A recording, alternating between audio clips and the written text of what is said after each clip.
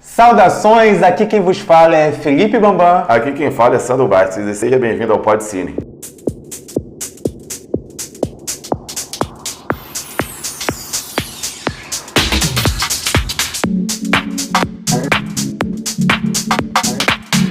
Atenção pessoal do Pod Cine. A gente está hoje aqui para falar de Avatar Caminho das Águas, o vulgo Avatar 2, né? É o lançamento do momento em todas as salas de cinema do mundo. Do mundo, tentando bater o recorde de Avatar 1. Estamos aí com a continuação de mais um filme. Mais um mês que a gente está com um filme hypado, né? Outubro, novembro e agora dezembro. Para a gente encerrar o ano com altos hypes. Agora Avatar 2. E a gente vai fazer um review rápido, vamos tentar dar o mínimo do mínimo do mínimo do mínimo de spoiler, né? A gente vai falar o que tem que falar, mas... Vai ser sem spoiler, uma coisinha ou outra do início do filme, mas nada relevante. Vamos dar uma pincelada rápida na história e lembrando vocês que a gente vai dar um enfoque no que a gente achou, né? A gente vai dar a nossa opinião sobre o filme, que não quer dizer que tem que ser a sua opinião. Óbvio que não. É obra literária não, né? Obra cinematográfica. Cinematográfica, artística. Cinematográfica. Cada um tem sua própria experiência. Sim, então cada um pra gente começar esse vídeo, eu vou já começar o vídeo já falando com vocês uma coisa. Gente, não esquece de dar a força aqui pra gente, nos seguindo, se inscreve, vai lá no sininho, seleciona todas para vocês verem nossos vídeos, tá? Só para dar esse bizu para vocês não esquecerem, porque no final eu vou te lembrar de novo. Então vamos lá. Avatar Caminho das Águas. Como podemos começar esse nosso videozinho para os nossos amigos do Pod Cine? Vamos começar pela parte boa, né? Pelo começo, né? Pelo começo. O filme é espetacular na questão técnica, né? Sim, gente. Os efeitos especiais do filme, eles são maravilhosos, perfeitos, nada a criticar. Eles não são, é um filme que não é revolucionário como o primeiro, já que não traz uma grande novidade, mas ele traz uma evolução. Tudo que se evoluiu em efeito especial de 2009, que é o primeiro filme, para cá, eles colocaram assim totalmente nesse filme, inclusive melhoraram alguma coisa. Vamos dizer que o Avatar saiu do mestrado pro doutorado. Por aí, eu acho que fechou o doutorado, porque assim, é fantástico realmente. Gente, o ponto forte do filme são esses efeitos especiais que, graças a Deus, demorou um tempinho para entregar uma continuação de muita qualidade, porque, cara, a perfeição se resume às cenas desse filme. Não tenho o que falar. Sobre as cenas do filme, eu não tenho que botar uma vírgula, porque, cara, você fica de queixo caído o tempo todo com o que os cenários são propostos, e se você parar para pensar que isso tudo é criado a partir de computação gráfica, né, cara? É bizarro. O filme, esse segundo filme tem um foco diferente do primeiro, né? Como o próprio nome diz, né? Caminho das Águas. Ele é quase todo próximo às águas, né? Ou submerso, já que tem uma participação do povo lá que vive nos corais. E assim, é difícil filmar com água. A água do filme ficou em computação gráfica, né? Ficou assim muito real mesmo. O fundo do mar, muito real. A gente não consegue nem dizer em algumas partes o que é efeito especial e o que é realidade. Eu tive vários questionamentos durante o filme se os seres humanos que estavam presentes, que eram bem poucos, estavam presentes nas cenas, e se eles não eram computação gráfica também, porque às vezes até parecia que era computação gráfica, mas como tudo ali já estava nessa base, eu fiquei pensando seriamente se os humanos também seriam. A construção de mundo feito pelo James Cameron, né, que dirigiu e produziu o primeiro filme, que é o mesmo diretor de Titanic, foi muito bem feita. Ele imaginou um novo mundo, que é Pandora, né, que é uma lua, não é um planeta, mas isso aí pouco importa no momento, mas é uma outra biodiversidade. Usando conceitos de teoria de evolução mesmo que a gente tem aqui de Darwin e tal, dá pra ver que os animais ali foi uma questão evolutiva. Ele criou uma base, um embasamento que já existe de teoria de evolução e implementou da cabeça dele, da inventividade dele, essa projeção que seria isso em outro planeta, né? E foi o que aconteceu em Pandora. Os próprios seres, os próprios bichos e a própria fauna que aparece em Pandora são bem similares ao que se encontra na Terra, só que com as peculiaridades. Então ele deu uma inventada numa coisa que já existe para nós aqui na Terra. E aí foi criando todo um ecossistema baseado nisso, em coisas que existem pra gente aqui e que ele botou a pincelada de invenção nele para projetar em como seria isso em outro planeta, né? Exatamente. A diferença com o nosso planeta em si é, mas assim, algo até mais poético, né? Porque em Pandora há uma correlação física entre não tirei isso, os organismos todos. Todos eles, tanto eles micro conseguem quanto macros, né? Exato, eles conseguem se conectar fisicamente. Tanto o ácarozinho, o ácarozinho pandorense, quanto o maior bicho que tiver na superfície de Pandora, todos eles são conectados a uma consciência viva. É como se o planeta inteiro fosse uma consciência viva. Exatamente. Existe aqui, dá para você fazer um paralelo com o que temos aqui no nosso planeta, né? Que uma queimada lá na Amazônia pode alterar o clima aqui, que pode alterar o animal. Sim, uma espécie de efeito borboleta. Só que no filme é muito mais Mas isso é levado direto. ao extremo. É o extremo de se você aqui matar um inseto, o cara que está lá do outro lado do mundo vai sentir que você matou um inseto aqui, porque é tudo interligado numa consciência só. E isso é o mundo que a gente já viu em Avatar 1, que é projetado em Avatar 2, e ele é elevado ao cubo, né? Ou ao quadrado, se você preferir. Eu acho que foi o cubo que foi posto muito mais diversidade de coisas nesse novo filme. E para mim ficou muito maneiro essa diversidade de ambiente que foi acrescentado no filme. Embora eu acho que não precisasse desse tempo todo que foi os 3 horas e 15. O filme foi realmente muito longo. Eu acho que daria para ser cortado pelo menos uns 40 minutos do filme tranquilamente. A impressão que me deu é que o James Cameron, ele teve tanto trabalho, ele teve tanto carinho pela sua criação de mundo, que realmente foi uma criação de mundo fantástica, a natureza, a diversidade, os animais, a flora, a fauna, né, de Pandora, que ele teve dificuldade em cortar alguma coisa ali. Então ficaram algumas coisas repetitivas, algumas coisas longas demais. Não achei arrastado, mas eu achei que daria para ter cortado um pouquinho ali. Sim. Foi uma, assim, não foi ruim porque era tudo tão bonito que, Sim, que a gente perdoa esse erro. Sim, mas aí vamos criar nossa base aqui para a gente começar a falar, Mamãe. Vamos dar uma sinopse rápida do que é o filme. O filme é mostrando a continuação do que aconteceu na vida do Jack Sullivan e que vai me escapar, desculpa a memória, o nome da nave com quem ele se casa, até porque várias vezes é citada como... A atriz é Zoe Saldanha, mas o nome da nave... da personagem.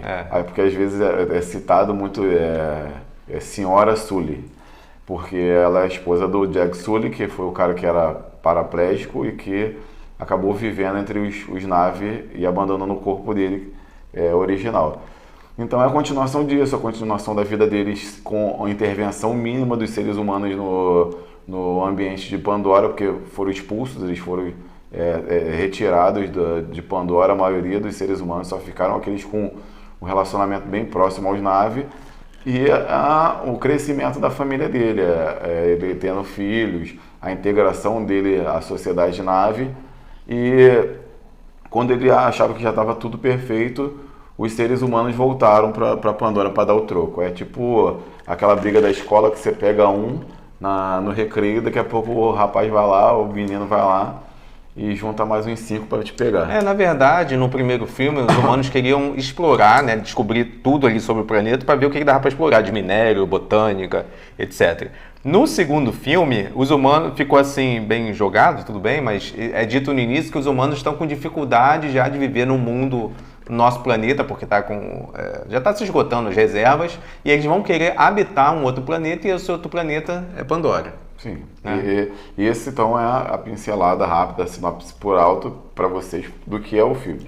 A partir disso, vamos falando as partes positivas, né? Porque para mim a parte positiva, a grande parte positiva foi isso, os cenários, cara, as coisas extraordinárias que foram feitas de ambientes marinhos, de monstros marinhos, dessa relação dessa tribo nova que é disposta pra gente dos Na'vi, que é uma tribo que é altamente adaptada à vivência no mar, até anatomicamente elas são diferentes, uma cauda diferente, o braço mais largo como se fossem remos, Isso. a cauda como se fosse uma hélice ou então um remo, entendeu? Também. Então é muito interessante essa parte nova que é acrescentada em relação a novas tribos que habitam Pandora. Dentro dessas novas tribos, uma parte que eu gostei bastante é que, assim, no primeiro filme, mostrou a relação do Jack Sully vivendo como um avatar no meio dos naves, ele se adaptando e aprendendo a cultura. Aconteceu a mesma coisa no segundo filme, com o Jack Sully já no formato fixo, né, em avatar de nave, né, em avatar de nave. Ficou estranho isso? Ele estava no formato de avatar... Não, como povo nave. Ele era um avatar no povo nave. Ele foi um avatar que virou um nave, vamos falar assim. Ele com a esposa dele e os filhos, não sei se lá em Pandora se chama esposa, mas com os filhos, ele teve filhos com ela, teve filhos adotivos. Eles fogem da guerra, porque o início do filme mostra a guerra do povo da floresta contra os humanos. Que foi isso que eu falei. Os humanos voltam para Pandora para um contra-ataque e eles falam que como é que é controle dos naves, que a gente sabe como é que é o controle que é feito. Então eles querem dominar a Pandora, só que os naves da floresta, que é onde eles têm um mau contato, começam a criar uma resistência, né, contra os seres humanos. E para proteger a família, ele resolve sair da guerra, fugir. Ele vai para um outro local mais afastado, que é junto com o povo dos corais, que é esse pessoal, essa raça, vamos dizer assim, diferente, né, com a cauda diferente, com um braço diferente, adaptado a nadar. E acontece a mesma coisa, ele precisa se adaptar, os outros precisam aceitá-lo e aceitar a sua família, e precisa aprender a cultura. Isso foi uma coisa que repetiu do primeiro filme, mas que eu achei legal, achei bem feita. Eles precisam treinar, assim como no primeiro filme, que ele treina pulando árvores, eles treinam como submerge, como respira, aliás, como prende a respiração de forma mais eficiente embaixo d'água. Isso eu achei bacana. A questão, assim, que eu achei que ficou longo é que em alguns momentos nesse treinamento, nesse conhecimento de nova cultura, ficou longo demais, parecia que a gente estava assistindo a Discovery Channel, né? Pois é, eu tenho a mesma consciência que o Bambam está tendo, que foram 40 minutos que foram postos no filme somente de Discovery Channel. Vida Selvagem em Pandora, que foram 40 minutos só mostrando os mares, os corais, os animais de Pandora subaquáticos. Que fique bem claro, 40 minutos de espetáculo, espetáculo visual. Gente, a gente não está falando que foi ruim, a gente está falando que, para nós, não era necessário esse prolongamento de 40 minutos. Isso. Botava cena extra, sei lá, fazia um especial de Natal com as barreiras. Com a vida marinha de Pandora. Isso. Mas para o roteiro do filme, esse tempo a mais não tem nenhuma importância, vamos dizer assim. Não tem. Dá para ter cortado bastante. Não é desenvolvido uma história dentro do roteiro que exija mais 40 minutos de filme. Sim. O roteiro, ele é bem simples, né? A gente já está indo para uma outra parte agora. A gente migrou da parte maravilhosa do filme, que são as cenas, os efeitos especiais. O que o efeito especial proporciona pra gente, que a gente parece que não está vendo um efeito especial, parece que tem alguém realmente filmando debaixo da água, filmando aqueles seres fantásticos. Então a gente está passando essa nossa parte contemplativa do filme para a nossa parte mais crítica, que é antes de falar do roteiro, para a gente seguir uma certa linha de raciocínio, eu vou até comentar que, infelizmente, eu assisti em uma sala 2D e eu gostaria muito de assistir uma sala 3D, porque esse filme, em específico, ele foi feito para 3D. Né? O primeiro Avatar, ele foi feito para 3D, foi uma revolução na época. Eu acreditei na época que seria uma tendência os próximos filmes serem em 3D, sendo que muitos filmes filmaram de forma normal, depois passaram por 3D e não eram muito pensados em 3D. Então isso meio que caiu um pouco em desuso e a tecnologia não se desenvolveu tanto. Sim, eu vi em 3D e eu já falando aqui que eu, Sandro, particularmente não gosto de ver filmes em 3D, porque eu tenho dificuldade em usar óculos, não só óculos do 3D, mas óculos de sol, óculos de grau, tudo isso me dá dor de cabeça. E eu tenho meio que um preconceito com o 3D por conta do óculos. Inclusive, foi falado, né, que estava demorando muito para ser lançada a continuação de Avatar, porque eles iriam desenvolver uma tecnologia de 3D que você não precisaria usar o óculos. O que foi por água essa teoria quando eu cheguei... Foi por água. Por água, literalmente. Quando eu cheguei no cinema, o cara me entregou um óculos. Porque eu vim em 3D, porque foi o único lugar que eu consegui filme legendado, e era em 3D. Aqui já vai o manifesto ao povo que mora no Rio de Janeiro, na área da Baixada, Zona Norte e subúrbio. Não deve ser só no Rio isso, não. Deve ser cada vez mais difícil achar um filme legendado. Eu acho bizarro você ter que ir em cinemas específicos ou então sessões de cinema específicas para você conseguir ver um filme legendado. Cara, eu fico pensando o que passa na cabeça das pessoas, porque, cara, eu acho que não tem dificuldade nenhuma a pessoa ler uma legenda, né? Ele tem preferências por legendado quanto pelo dublado. Assim, a maioria das pesquisas dizem que nessas áreas as pessoas preferem assistir dublado. Aí eu falo, alô pessoal da Baixada, alô pessoal do subúrbio, Zona Norte, estão falando que a gente é preguiçoso ou que a gente não sabe ler, hein? Presta atenção. Pois tá cada vez mais complicado. Eu tenho que ir cada vez mais para longe, né? Pois é, eu preciso cada vez ir para sessões mais tardes e acaba tendo sessões que são 3D dos filmes, porque é meio que associado 3D com legendado. Então, mas em Avatar em si, eu recomendo o 3D, apesar de eu também não ser muito fã do 3D, me incomoda um pouco.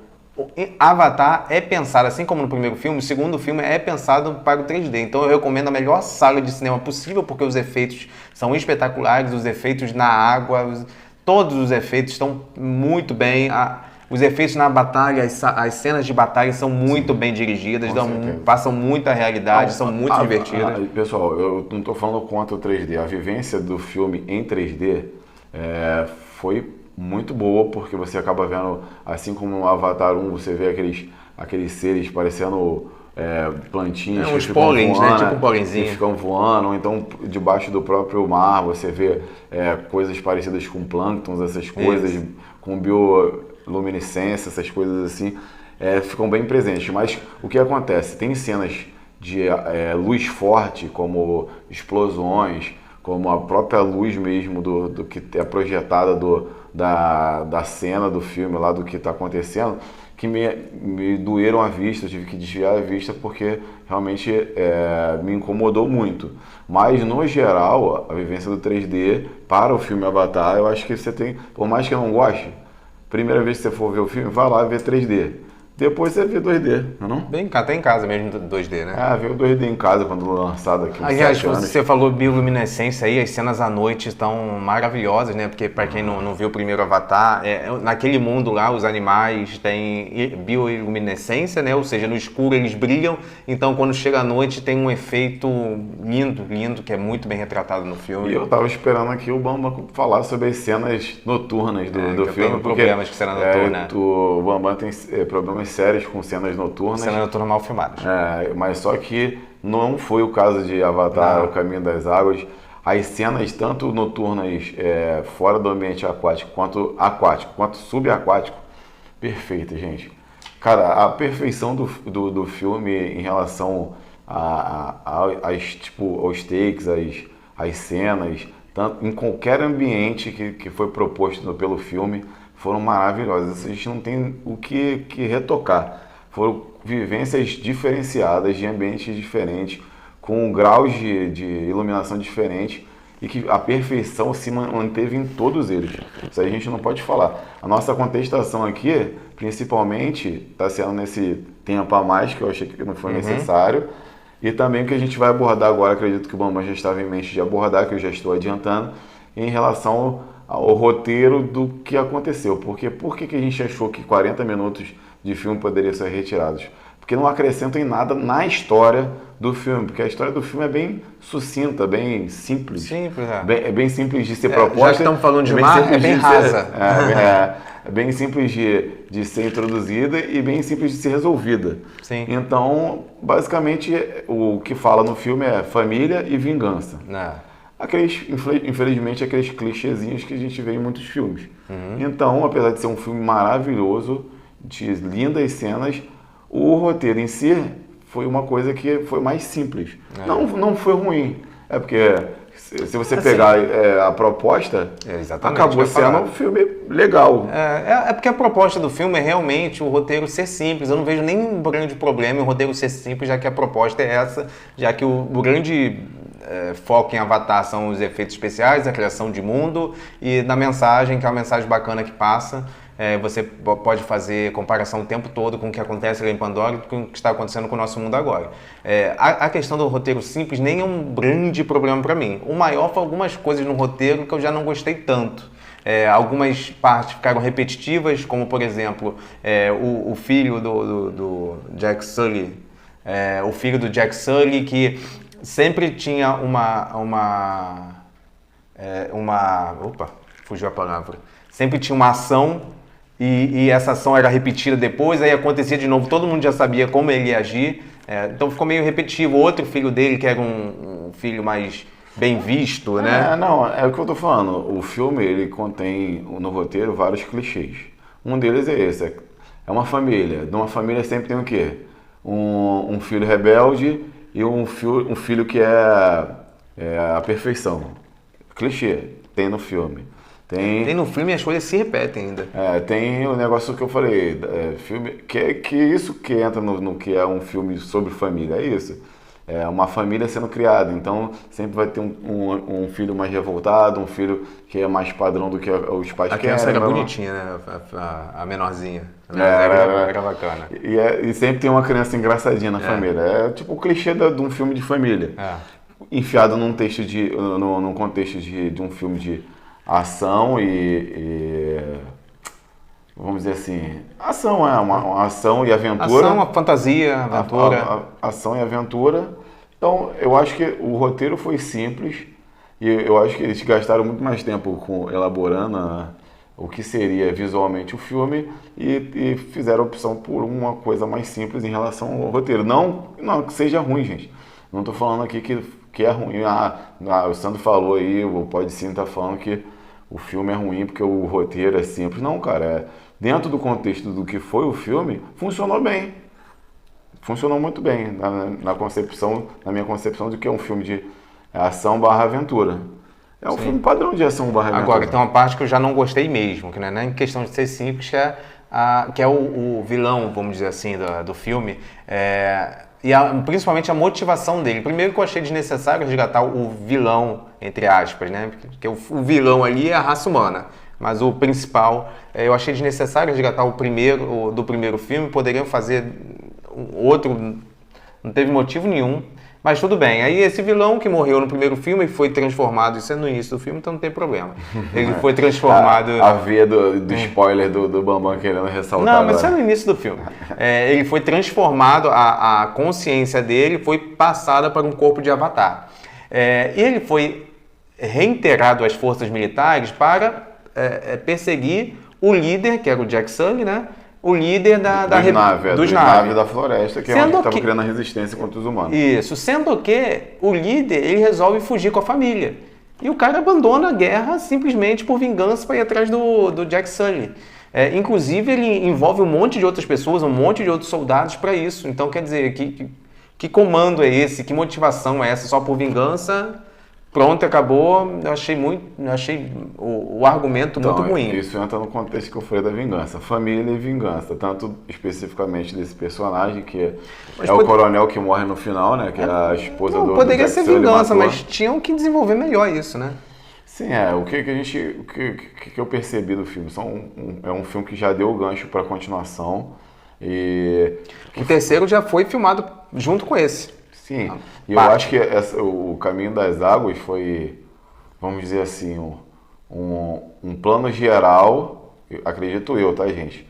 Porque não acredito que eles vão fazer outro filme de 3 horas e pouco e não vão aprofundar as coisas, que aí já vai começar a ficar ruim. Foi um plano geral para começar a aprofundar o que seria uma guerra mais intensa, umas histórias mais aprofundadas sendo contadas. Creio eu. Foi o que eu entendi no que foi proposto no final. Mas eu acho que tipo, a vingança em si, esse contexto da vingança desse coronel que foi atrás do Jack Sully lá, acho que isso foi uma resolução rápida do roteiro para fechar o filme. Então esse é um dos problemas de roteiro que eu vi no filme. O do roteiro, que é um roteiro padrãozão, mas que acabou tendo que fazer uma solução para encerrar o filme. Aquele filme ali, O Caminho das Águas, tem um encerramento, vamos dizer assim. Um meio encerramento, né? Que você acaba tendo, você acaba tendo várias, eles dão a entender várias coisas no final. Tem umas pontas soltas ainda pro próximo filme. Uma outra coisa que eu não gostei também foi o filho desse vilão, que ele muda de personalidade a cada 5 minutos do filme. Às vezes ele apoia um, às vezes apoia o outro. Mas aí fica tudo... Mas explica o contexto do moleque. Esse personagem que o Bombom tá falando é o Spider. Que é o quê? É um neném que quando os naves começam a botar os seres humanos para fora de Pandora, como Pandora é muito longe da Terra, todos eles são transportados por criogenia. E um neném não poderia ser transportado por criogenia, porque senão ele ia morrer, não ia aguentar a viagem. Então ele ficou na Terra. E como na Terra só ficaram os seres humanos que eram muito próximos dos naves, ele ficou muito próximo da família do Jack Sully. Então ele transitou o tempo todo do filme entre esses dois mundos, entre os naves e os seres humanos. Ele vivia com os naves, então ele tem um apego emocional pelos naves, mas ele é um ser humano e acaba algumas atitudes dele mostrando que ele é um ser humano, então ele acaba agindo como um ser humano. E eu vejo esse personagem, Bambam, como uma projeção do que foi o personagem Jack Sully no primeiro Avatar. Que ele transitava entre esses dois mundos. Ele era, quando ele estava fora da caixinha, quando ele não estava lá conectado ao avatar dele, ele era um ser humano que tinha que responder à cadeia de comando dos humanos que estavam lá explorando Pandora. E quando ele estava no corpo do Avatar, ele era livre e vivia lá no meio dos avatares. Então, mas eu acho que tem uma diferença aí, porque no caso do primeiro filme de Jack Sully, eu entendo, porque ele é um humano que conhece os naves e acaba gostando. Então fica realmente essa... Mas esse rapaz, né, que já é o rapaz do filme... Mas ele é um humano, ele nasceu, ele é um nave. É um nave que foi sequestrado por humanos. Então, como é que você vai gostar? É sequestrado e torturado por humanos. A essência é mesmo, mas o caminho é o contrário. Ele é de essência um nave em corpo de um humano e que ele acaba sendo sequestrado, foi sequestrado pelos humanos, mas ele vê ali a semelhança física. Então ele fica nessa dualidade. Fisicamente eu sou um ser humano. Vamos dizer que mentalmente eu sou um nave, mas fisicamente eu sou um ser humano. Eu não gostei desse personagem não, sinceramente, mas vamos dizer que... Principalmente, não vou falar... foi o menor problema. Eu vou falar aqui, só que eu não vou falar a cena, porque aí seria um mega spoiler. No final do filme acontece uma situação com ele, que eu detestei a forma como foi feita. Vamos ficar por aqui, que você sabe qual é, e isso a gente não pode falar. Isso. Então, gente, aqui a gente fecha o nosso mini review, mini super review, né? Porque, nem tão mini assim, né? Porque pelo tempo não é mini, mas a gente... É compatível com o tamanho do filme. Nós falamos sobre o que é o filme, sobre nossa visão do filme, sobre as coisas boas do filme e ruins, sem dar o spoiler. Então, por isso que eu falo que é um mini review. Sim. Né? Então, isso é a opinião do Podcine. Então a gente está aqui hoje encerrando o reviewzinho do Avatar. Vale muito a pena, dá um pulo no cinema. São 3 horas e 15 que você vai ganhar na sua vida, porque é uma experiência muito, muito válida e você não vai se arrepender. Mas antes de encerrar, né, Bambam? Como eu tinha falado no início do vídeo, nós vamos... Só lembrar o pessoal. Relembrar vocês que a gente aqui no YouTube, né, na plataforma, a gente bota nossos conteúdos e a gente... quer crescer e quer passar muito mais conteúdo para vocês e alcançar muito mais pessoas. E para isso a gente precisa da ajuda de cada um de vocês. Compartilhando, pega lá o vídeo, compartilha para a família, para os amigos, para o pessoal da Piauada, para todo mundo. Se inscreve, vai lá, se inscreve no nosso canal para a gente ter lá bastante número de inscritos, para o nosso conteúdo alcançar mais projeção no YouTube. E não esquece de marcar o sininho todos para a gente... sempre tá mostrando para vocês os vídeos novos do Podcine. Não é, Mamãe? Tudo assina embaixo. Então, gente, fecha mais um vídeo aqui do Podcine com vocês. Um abraço, até o próximo. Abraço, pessoal.